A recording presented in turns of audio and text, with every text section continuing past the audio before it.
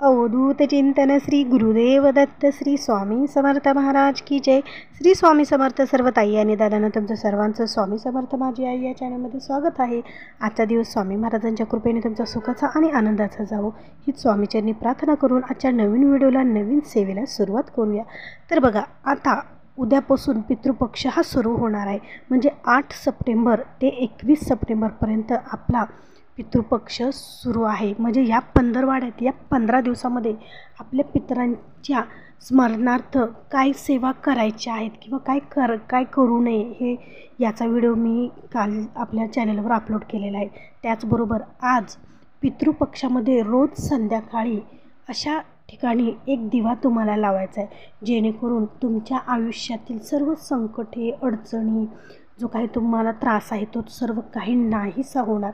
बघा, आता आपले हे जीवन आहे तर हे आपले पितरांमुळेच आपल्याला हे जीवन मिळालेलं आहे। मग त्यांच्या स्मरणार्थ आपल्याला जास्त काही करणं नाही झालं तर थोडीफार तर सेवा आवर्जून करायला पाहिजे। बघा, भरपूर सारी कामं असतात, जॉब असतात, मग त्याच्यातून वेळ मिळत नाही। मग कोणती सेवा तुम्हाला करणं शक्य होत नसेल तर तुम्ही मोठमोठे तुम्हाला विधी करणं शक्य होत नसेल तर तुम्ही रोज संध्याकाळी आपल्या पितरांच्या स्मरणार्थ तुम्हाला असा एक दिवा लावायचा आहे। तर तो दिवा कशाचा लावायचा आहे, कोणत्या पद्धतीने लावायचा आहे, दिवा कसा वापरायचा आहे, हे सर्व काही या व्हिडिओमार्फत मी तुम्हाला सांगणार आहे। आणि त्याआधी जर तुम्ही चॅनेलला नवीन असाल तर आपल्या चॅनेलला सबस्क्राईब करा, लाईक करा आणि शेअर करायला विसरू नका। तर बघा, आपल्या पितरांमुळे आपल्याला मिळालेलं हे जीवन आहे। मग आपल्या जे काही आपले पित्र आहेत तर त्यांच्या स्मरणार्थ त्यांच्यामुळे आपल्या जीवनात जे काही सर्व काही चाललेलं आहे तर ते सुखकर व्यवस्थित सर्व काही चालावं, त्यांचा आशीर्वाद आपल्याला मिळावा, त्यांनी आपल्याला भरभरून आशीर्वाद द्यावा, यासाठी या पितृपक्षात होईल तितकं तुम्हाला अन्नदान करायचं आहे। जितकं अन्नदान तुम्हाला शक्य आहे तितकं तुम्हाला अन्नदान या पितृपक्षात करायचं आहे। त्याचबरोबर या पितृपक्षामध्ये तुम्हाला काय करायचं आहे, बघा, आपल्या घराच्या दक्षिण दिशेला, म्हणजे बघा, ज्यावेळेस आपण आपल्या मुख्य दरवाजामध्ये जातो तर डाव्या हाताला आणि घरातून बाहेरच्या वेळेस येतो तर उजव्या हाताला, या दक्षिण दिशेला तुम्हाला एक पंथी, मातीची पंथी लावायची आहे।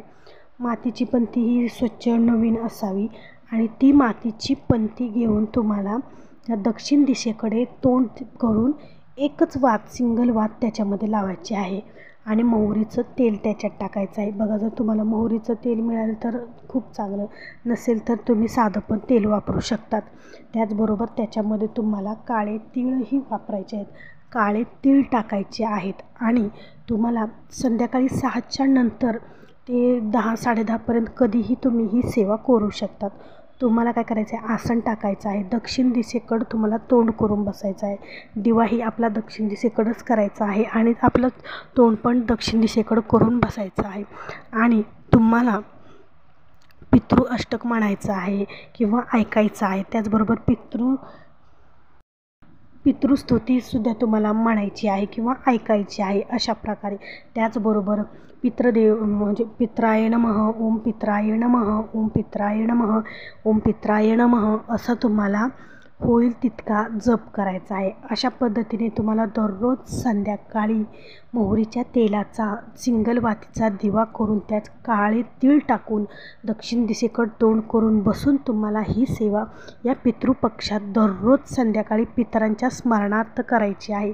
आणि त्यांना एकच विनंती करायची आहे की तुमचा आशीर्वाद आमच्या घरातील सर्व व्यक्तींवर राहू द्या, लहाना मोठ्या थोरावर सर्वांवर तुमचा आशीर्वाद राहू द्या आणि तुमच्या स्मरणार्थ ही आम्ही सेवा करत आहोत, तुमचा आशीर्वाद आम्हाला भरभरून द्या असं म्हणून तुम्हाला ही पितरांची दररोज नित्यनियमाने सेवा करायची आहे। आणि होईल तितकं अन्नदान, वस्त्रदान या पंधरवाड्यात तुम्हाला करायचं आहे आपल्या पितरांच्या स्मरणार्थ।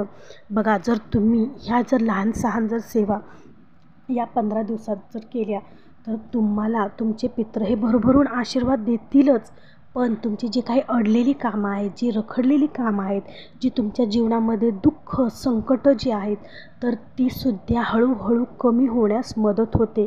कारण आपल्या पितरांची आपण सेवा केलेली असते, मग आपले पित्र आपल्याला खूप भरभरून आशीर्वाद देतात आणि त्याच्यामुळेच कुठंतरी आपले रखडलेली कामं, अडकलेली कामं ही मार्गी लागत असतात. त्याच्यामुळेच पितरांची सेवा करायला कधीही विसरायचं नाही. पितरांच्या स्मरणार्थ होईल तितकं तुम्ही दानधर्म करा आणि या 15 दिवसाची सेवा शक्य होईल ती सेवा करा.